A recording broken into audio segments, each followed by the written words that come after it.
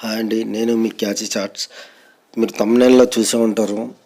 లగ్జరీగా ఇల్లు, ఇందిరమ్మ ఇల్లు కానీ, కేసీఆర్ బెడ్రూమ్, డబుల్ బెడ్రూమ్ కానీ అవి లగ్జరీగా చేసుకుంటే ఏమవుతుందో అనేది మీకు పూర్తిగా వివరిస్తాను. వీడియోలోకి వెళ్ళే ముందు మీకు ఒక చిన్న మనవి ఏంటంటే, ఈ వీడియో మీరు లైక్ చేసి షేర్ చేయండి. సబ్స్క్రైబ్ చేసుకోవడం మాత్రం మర్చిపోవద్దు. ఎందుకంటే మీరు లైక్ చేయడం వల్ల ఇంకా కొంతమందికి, షేర్ చేయడం వల్ల ఇంకా కొంతమందికి వీడియో అందరికీ అందుబాటులో ఉంటుంది, అందరికీ తెలుస్తుంది. కాబట్టి ఈ వీడియోలో చూడండి. ఇప్పుడైతే ఏదైతే ఉన్నదో ఇక మనం ఈ వీడియోలో ఫస్ట్ మనకి ఇచ్చినప్పుడు ఇట్లా ఉంటుంది కదా. అయితే చాలామంది ఏం చేస్తున్నారంటే వీటిని ఎక్కువగా లగ్జరీగా తయారు చేస్తున్నారు. ఒకేసారి లగ్జరీగా తయారు చేసుకోవడం వల్ల ఏమవుతుందంటే కొంచెం ఇబ్బంది అవుతుంది.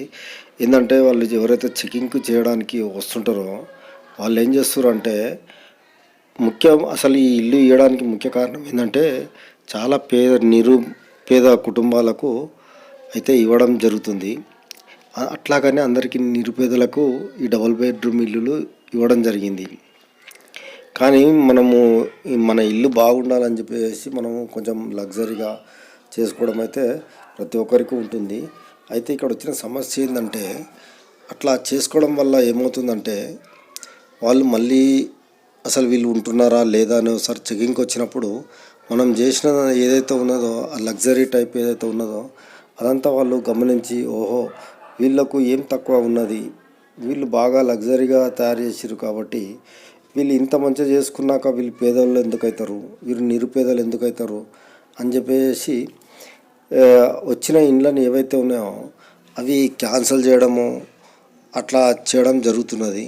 కాబట్టి దయచేసి మీ అందరికీ విజ్ఞప్తి ఏంటంటే, ఒకేసారి మొత్తం ఇంటీరియర్ డిజైన్స్ కానీ, ఈ టైల్స్ కానీ మొత్తం అన్నీ ఒకేసారి చేయించుకోకుండా, ముందు ఉండేది మీరే కాబట్టి ఒక్కొక్క భాగాన్ని ఒక్కొక్కసారి చేయించుకోవడం మొదలు పెడితే వాళ్ళు ఎన్నిసార్లు వచ్చినా కానీ మెయిన్ మనకు ఏదైతే ఉందో ముందుగా అది మాత్రం మంచిగా నీట్గా చేయించుకొని ఎలివేషన్ కోసం కానీ ఇంకా ఏదైతే ఉన్నదో అవన్నీ రాను ఒక సంవత్సరం అయిపోయిన తర్వాత అప్పుడు మళ్ళీ అన్నీ నీట్గా మనకు కావాల్సినట్టుగా మనం ఇష్టం వచ్చినట్టుగా ఎంత బాగా చేయించుకున్నా అప్పుడు ఏమీ ఇబ్బంది కాదు. కాకపోతే మనం ఇంట్లోకి వెళ్ళే ముందే మొత్తం అన్నీ చేయించుకోవడం వల్ల కొంచెం ఇబ్బందిగానే ఉంటుంది అని చెప్పొచ్చు.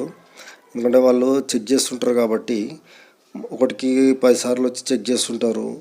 అసలు వీళ్ళు ఉన్నారా లేదా, లేకపోతే ఇంకెవరికైనా ఇచ్చిండ్రా, లేదా అమ్ముకున్నారా, లేదా రెంట్కి ఇచ్చేసి వీళ్ళు ఎక్కడైనా ఉంటున్నారా, అట్లా వాళ్ళు మాటికి అయితే రావడం జరుగుతుంది.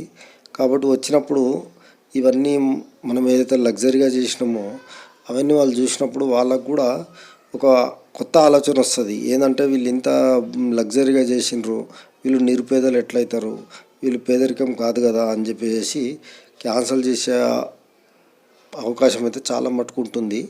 కాబట్టి దయచేసి గమనించగలరు.